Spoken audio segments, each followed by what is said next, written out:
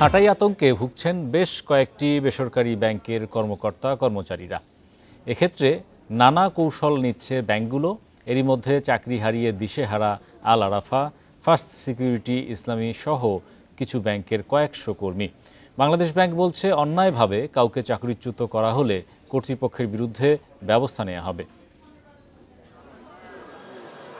আওয়ামী লীগ আমলে রাজনৈতিক বিবেচনায় বেশ কয়েকটি ব্যাংক চালু হয়। নিয়মনীতির তোয়াক্কা না করে অনেক ব্যাংকই নামে বেনামে ঋণ বিতরণ করে এবং ইচ্ছেমতো জনবল নিয়োগ দেয়। তবে পট পরিবর্তনের পর কর্মী ছাঁটাই করেছে বেশ কিছু ব্যাংকের নতুন পরিচালনা পর্ষদ। অনেক ব্যাংকই ছাঁটাইয়ের আতঙ্কে অস্থিরতা দেখা দিয়েছে। আন্দোলন করেও চাকরি ফেরত পাননি আল আরাফা ইসলামী ব্যাংকের প্রায় 500 কর্মকর্তা। কোনো নোটিশ ছাড়াই ছাঁটাইয়ের অভিযোগ তাদের। যদি আপনি আমাকে অবৈধ নিয়োগ বলে আমাকে টার্মিনেট করেন, তাহলে আপনার টোটাল অথরিটিকে টার্মিনেট করতে হবে, কেননা আমার ওই নিয়োগের সাথে আপনি সম্পৃক্ত ছিলেন এবং বাংলাদেশ ব্যাংক সম্পৃক্ত ছিল। আমি যদি কোনো কেলেঙ্কারিতে না জড়াই তাহলে আমার চাকরি যাবে না। এই দুটো অপরাধ ছাড়া চাকরি যাবে না। তাহলে আমি কি করে তাদের বোঝাবো? তারা কি বিশ্বাস করবে? ব্যাংক কর্তৃপক্ষ বলছে, 2021 সাল থেকে ব্যাংকের নিয়োগ প্রক্রিয়ার মধ্যে বেশ কিছু অনিয়ম রয়েছে। নতুন পর্ষদ যাচাই বাছাই করে অযোগ্যদের চাকরি থেকে ছাঁটাই করেছে। এক্ষেত্রে নিয়ম মানা হয়েছে বলেও দাবি ব্যাংকগুলোর। যথাযথ প্রক্রিয়ার মাধ্যমে হয় নাই বিদায়ী ওনারা বলেছেন। এই যথাযথ প্রক্রিয়া অবলম্বন করে ওনাদেরকে রেগুলারাইজ করার জন্যই কিন্তু পরীক্ষাটা নেওয়া হয়েছে। তো এই পরীক্ষায় 800 কতজন উত্তীর্ণ হয়েছে, বাকিরা অনুত্তীর্ণ হওয়ার প্রেক্ষিতে ওনাদেরকে অব্যাহতি প্রদান করা হয়েছে। বাংলাদেশ ব্যাংক বলছে, নিয়োগ ও ছাঁটাইয়ের অনিয়ম হলে ব্যাংকের বিরুদ্ধে ব্যবস্থা নেওয়া হবে। কোনো একটা ব্যাংকে গণছাঁটাইয়ের কারণে গণ অসন্তোষ দেখা দিয়েছে, যেটা ব্যাংকিং সেক্টরেই টোটাল একটা নেগেটিভ ইম্প্যাক্ট ফেলতে পারে এবং প্রকারান্তরে যেটা সরকারকেও বিব্রত করতে পারে। ওইসব ক্ষেত্রে অবশ্যই বাংলাদেশ ব্যাংক হস্তক্ষেপ করবে। চাকরির অনিশ্চয়তার কারণে ব্যাংক খাতে নেতিবাচক প্রভাব ঠেকাতে আরও বেশি নজরদারির তাগিদ সংশ্লিষ্টদের। Shafil Alam Sujan, independent news, Dhaka. ঋণের নামে প্রায় 258 কোটি টাকা আত্মসাতের অভিযোগে এক্সিম ব্যাংকের সাবেক চেয়ারম্যান নজরুল ইসলাম মজুমদার সহ 21 জনের বিরুদ্ধে মামলা করেছে দুদক। আর চটপটির দোকান ও রেস্তোরাঁর বিপরীতে 80 কোটি টাকা আত্মসাতের অভিযোগে মামলা হয়েছে এস আলম গ্রুপের চেয়ারম্যান সাইফুল আলম সহ 20 জনের বিরুদ্ধে। মামলা হয়েছে যশোরের সাবেক এমপি কাজী নাবিল আহমেদের বিরুদ্ধেও। চট্টগ্রাম নগরীর কয়েকটি চটপটির দোকান ও 2টি রেস্তোরাঁর জন্য ফার্স্ট সিকিউরিটি ইসলামী ব্যাংক থেকে ঋণের নামে অন্তত 234 কোটি টাকা লোপাটের অভিযোগে গেল জানুয়ারিতে অনুসন্ধান শুরু করে দুদক। অনুসন্ধান শেষে 80 কোটি টাকা আত্মসাতের অভিযোগে সোমবার মামলা করেছে সংস্থাটি। এজাহারে বলা হয়েছে, ঋণ গ্রহণ করেন নওরোজ এন্টারপ্রাইজের মালিক নাজমি নওরোজ। তবে প্রকৃত অর্থে ঋণের টাকা যায় এস আলম গ্রুপের চেয়ারম্যান সাইফুল আলমের পকেটে। এ ঘটনায় দুদকের মামলায় আসামি করা হয়েছে 20 জনকে। জনাব মোহাম্মদ সাইফুল আলম, সাবেক চেয়ারম্যান ফার্স্ট সিকিউরিটি ইসলামী ব্যাংক লিমিটেড সহ মোট 20 জনের বিরুদ্ধে দণ্ডবিধির সংশ্লিষ্ট ধারায় এবং মানি লন্ডারিং প্রতিরোধ 2012 এর সংশ্লিষ্ট ধারায় আরও একটি মামলা রুজু হয়েছে। এদিকে এক্সিম ব্যাংক থেকে ঋণের নামে 858 কোটি টাকা আত্মসাতের অভিযোগে ব্যাংকটির সাবেক চেয়ারম্যান নজরুল ইসলাম মজুমদার, বর্তমান চেয়ারম্যান নজরুল ইসলাম স্বপন ও সাবেক এমডি ফিরোজ হোসেন সহ 21 জনের বিরুদ্ধে মামলা হয়েছে। 21 জনের বিরুদ্ধে দণ্ডবিধির সংশ্লিষ্ট ধারায় এবং মানি লন্ডারিং প্রতিরোধ 2012 এবং দুর্নীতি প্রতিরোধ 1947 এর সংশ্লিষ্ট ধারায় মামলা রুজুর সিদ্ধান্ত গৃহীত হয়েছে এবং ইতিমধ্যে এই মামলাটি রুজু হয়েছে। এছাড়া 109 কোটি টাকার সন্দেহজনক লেনদেন ও 7 কোটি 37 লক্ষ টাকার অবৈধ সম্পদ অর্জনের অভিযোগে যশোর 3 আসনের সাবেক এমপি আওয়ামী লীগ নেতা কাজী নাবিল আহমেদের বিরুদ্ধে মামলা করেছে দুদক। রিশাদ হুদা, ইন্ডিপেন্ডেন্ট নিউজ, ঢাকা। জাতীয় রাজস্ব বোর্ড এনবিআরএ আন্দোলনের সময় দাপ্তরিক কাজে বাধা দেওয়ার অভিযোগে 4 কাস্টমস কর্মকর্তাকে সাময়িক বরখাস্ত করা হয়েছে। সোমবার অভ্যন্তরীণ সম্পদ বিভাগের এক আদেশে তাদের বরখাস্ত করা হয়। আদেশে বলা হয়, গত 12 মে রাজস্ব নীতি ও ব্যবস্থাপনা অধ্যাদেশ জারির পর এর বিরোধিতা করে দায়িত্বরত কর্মচারীদের দাপ্তরিক কাজে বাধা প্রদান করে তারা। এর পাশাপাশি কাজে বাধা দিয়ে দেশের আমদানি রপ্তানি কার্যক্রম বাধাগ্রস্ত করা হয়েছে। বরখাস্ত করা হয়েছে ঐক্য পরিষদের অন্যতম নেতা সিলেটের কাস্টমসের অতিরিক্ত কমিশনার সাধন কুমার কুণ্ডু, মোংলা কাস্টমসের অতিরিক্ত কমিশনার আবুল আলা মোহাম্মদ আমিমুল ইহসান, চট্টগ্রাম কাস্টমসের যুগ্ম কমিশনার সোনারুল কবির ও খুলনা কাস্টমসের উপকমিশনার সাইদুল ইসলামকে। আন্দোলনের জেরে গত ১.৫ মাসে সব মিলিয়ে ৩৫ কর্মীকে বরখাস্ত করা হয়। আয়কর রিটার্ন অডিটে স্বচ্ছতা ও জবাবদিহি বাড়াতে নতুন নির্দেশনা জারি করেছে জাতীয় রাজস্ব বোর্ড এনবিআর। এবার দীর্ঘদিন ধরে অডিট এড়িয়ে যাওয়া করদাতাদের লক্ষ্যবস্তু করছে এনবিআর। রোববার নতুন এ নির্দেশনা জারি করেছে সংস্থাটি। নির্দেশনায় বলা হয়, অসাধু কর কর্মকর্তাদের সাথে যোগসাজশে যেসব কোম্পানির কর ফাইল বছরের পর বছর ধরে কোনো ধরনের অডিটের আওতায় আসেনি, এমন কোম্পানির ফাইল ভবিষ্যতে অডিটের আওতায় আসতে যাচ্ছে। কর ফাঁকি প্রতিরোধ, কর সংস্কৃতির উন্নয়ন এবং কর আইন সঠিকভাবে বাস্তবায়ন নিশ্চিতে এ নির্দেশনা। নতুন নির্দেশনায় বলা হয়, যারা শূন্য আয় বা কম মুনাফার রিটার্ন দাখিল করেন তাদের ফাইলও অডিটের আওতায় আসবে।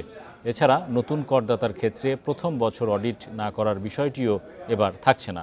অতি ঝুঁকিপূর্ণ কর ফাইলগুলোও অডিট করা যাবে।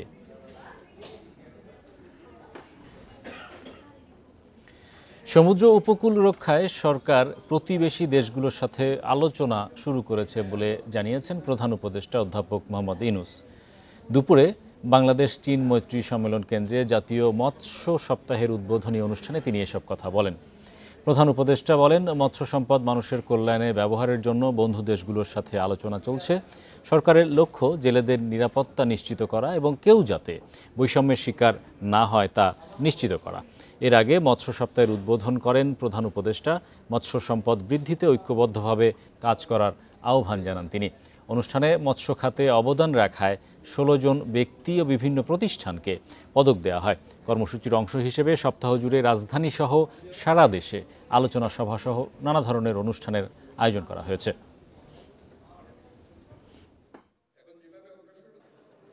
সমুদ্র আমাদের জন্য অপেক্ষা করছে তার উপহার নিয়ে। আমরা সেই উপহারটা তার কাছ থেকে আনতে যেতে পারিনি এখনো। টেকসই ব্যবহার নিশ্চিত করতে আমরা আমাদের বন্ধু দেশগুলোর সঙ্গে আলোচনা শুরু করেছি। তারাও খুব অবাক হয়েছে আমরা যখন এই প্রসঙ্গ তুলি। বলছি, কই এই প্রসঙ্গ তো আমাদের সঙ্গে আর কেউ কোনোদিন তোলে নাই। আমরা বললাম যে আমরা লজ্জিত। দেশের ইতিহাসে বড় মৌসুমের সর্বোচ্চ 18,34,782 মেট্রিক টন ধান চাল সংগ্রহ করেছে সরকার। এবছর 15 আগস্ট পর্যন্ত এ সংগ্রহ কার্যক্রম পরিচালনা করে সরকার। সোমবার এক সংবাদ বিজ্ঞপ্তিতে এসব জানায় খাদ্য মন্ত্রণালয়। বিজ্ঞপ্তিতে বলা হয়, এবার 3,76,942 মেট্রিক টন ধান সংগ্রহ করেছে সরকার।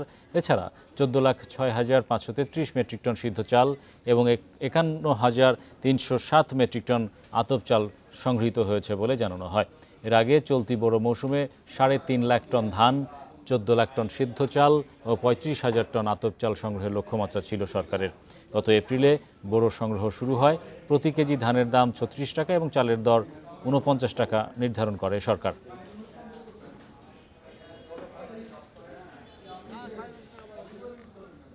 $2025 সালের মধ্যে 3,000 মেগাওয়াট ছাদ ভিত্তিক সৌরবিদ্যুৎ স্থাপনের লক্ষ্য নির্ধারণ করেছে সরকার। তবে এ পরিকল্পনা উচ্চাভিলাষী কিনা তা পর্যালোচনা প্রয়োজন বলে মনে করছে আন্তর্জাতিক গবেষণা সংস্থা institute for energy economics and financial analysis IEEFA।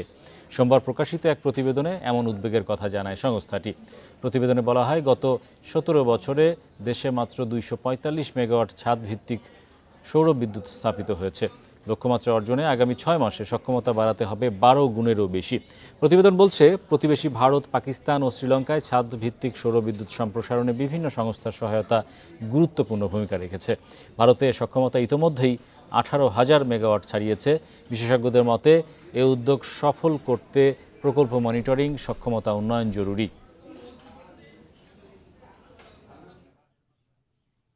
যেখানে প্রচুর লোডশেডিং হয় সে সময় আসলে সৌরবিদ্যুৎ গ্রিডে ট্রান্সফার করা যায় না, যে কারণে ওপেক্স মডেলে এই স্মল স্কেল প্রজেক্টগুলো, বিশেষ করে গ্রামে গঞ্জে ইনভেস্টমেন্ট রিস্ক রয়েছে, ইনভেস্টররা এক্ষেত্রে আগ্রহী হবে কিনা সেটি একটি দেখার বিষয়। আবার সরকারি অফিসে বাংলাদেশ সরকার ক্যাপেক্স মডেলের আওতায় নিজস্ব তহবিলের মাধ্যমে রুফটপ সোলার ইনস্টল করবে, কিন্তু পর্যাপ্ত মেনটেন্যান্সের জন্য বাজেট অ্যালোকেশন না থাকলে এই প্রকল্পগুলো প্রপারলি ফাংশন নাও করতে পারে। অ্যাপ থেকে ট্রাস্ট ব্যাংক অ্যাকাউন্টে ডিজিটাল লেনদেন সেবা চালু করলো বিকাশ। এখন থেকে ডিপিএস খোলা, ব্যাংক টু বিকাশ বা বিকাশ টু ব্যাংক ফান্ড ট্রান্সফার করা যাবে বিকাশ অ্যাপেই। গ্রাহকদের জন্য ক্যাশলেস ও ডিজিটাল লেনদেনকে আরও সহজ করতে চুক্তি সই করেছে বিকাশ ও ট্রাস্ট ব্যাংক। এখন থেকে ট্রাস্ট ব্যাংকের গ্রাহকরা 10 লাখ বিকাশ মার্চেন্ট পয়েন্টে পেমেন্ট করে কেনাকাটা করতে পারবেন। সম্প্রতি ট্রাস্ট ব্যাংকের ব্যবস্থাপনা পরিচালক আহসান জামান চৌধুরী এবং বিকাশের প্রধান নির্বাহী কর্মকর্তা কামাল কাদির চুক্তিতে সই করেন।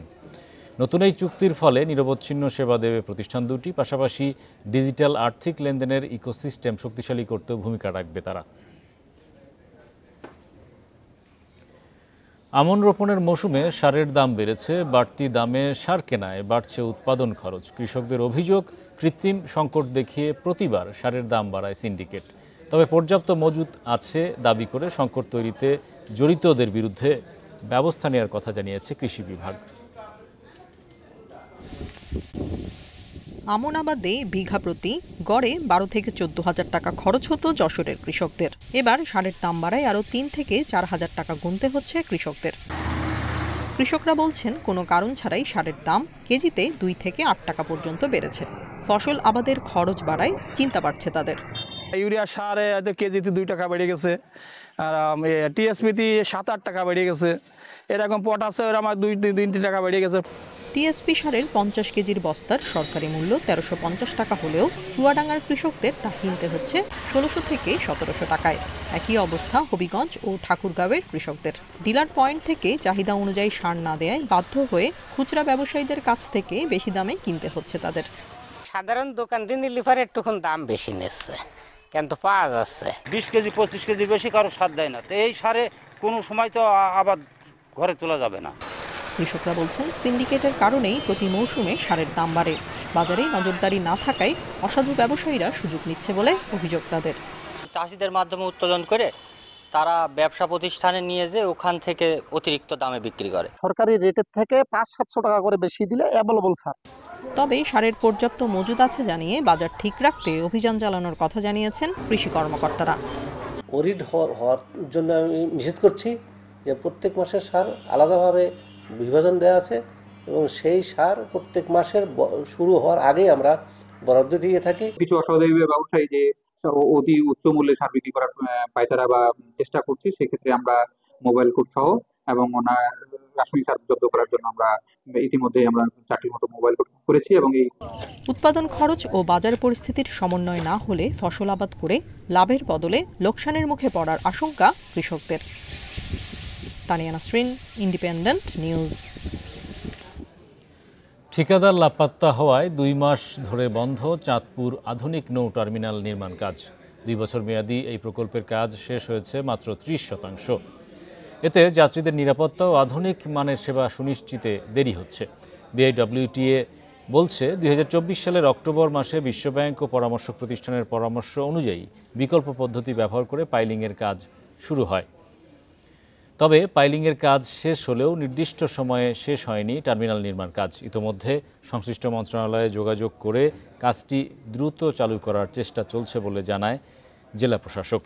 2016 সালের 10 নভেম্বর একনেকে অনুমোদন পায় চাঁদপুর আধুনিক নৌ টার্মিনাল নির্মাণ প্রকল্প। ব্যাংকের অর্থায়নে প্রথম পর্যায়ে প্রকল্পটির ব্যয় প্রায় 67 কোটি টাকা ধরা হয়। তবে বর্তমানে তা বেড়ে দাঁড়িয়েছে 93 কোটি 43,54,000।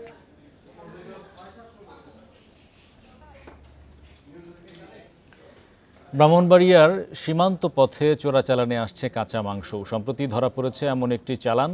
ধারণা করা হচ্ছে গরু চোরাচালান ঠেকাতে কড়াকড়ির কারণে কৌশল বদলে আনা হচ্ছে মাংস।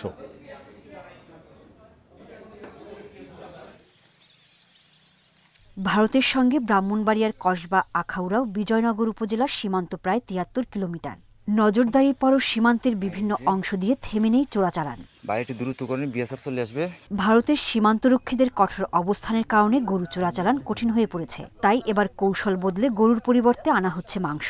৩ আগস্ট আশুগঞ্জ টোল প্লাজার সামনে একটি ট্রাকে তল্লাশিতে ধরা পড়ে ২৫০০ কেজি মাংসের একটি চালান।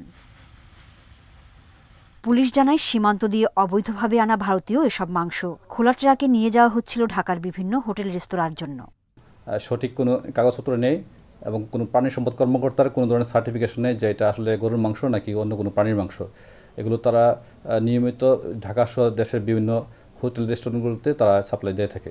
বিজিবির কর্মকর্তারা জানিয়েছেন, এবারই প্রথম তারা দেখলেন চোরাচালানে এসেছে কাঁচা মাংস। চোরা কারবার ঠেকাতে টহল বাড়ানোর কথা জানিয়েছেন তারা। যে রুটে তৎপরতা বেশি দেখে তারা অন্য রুটটা ব্যবহার করার চেষ্টা করে।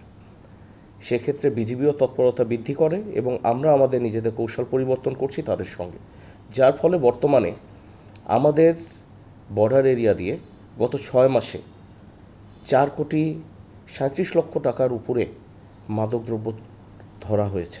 আশুগঞ্জ সীমান্ত দিয়ে অবৈধভাবে আনা মাংসের চালানের সঙ্গে ধরা পড়ে 2 চোরা কারবারি। Independent news. বিদেশি সপ্তাহের টানা দরপতনে কিছুটা কাটিয়ে উঠেছে দেশের 2 শেয়ার বাজার।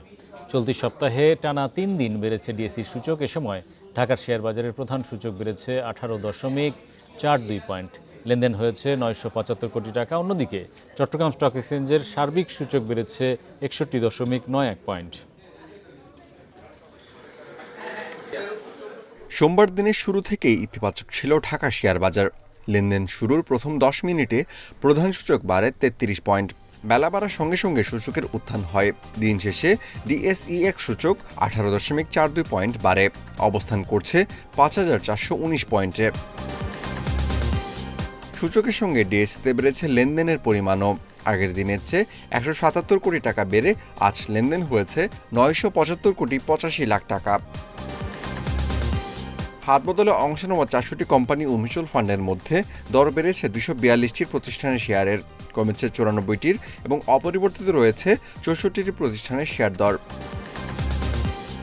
সবচেয়ে বেশি লেনদেন হওয়ার প্রতিষ্ঠানের তালিকায় প্রথম অবস্থানে আছে বাংলাদেশ শিপিং কর্পোরেশন, দ্বিতীয় সিটি ব্যাংক এবং তৃতীয় অবস্থানে আছে বেক্সিমকো ফার্মা।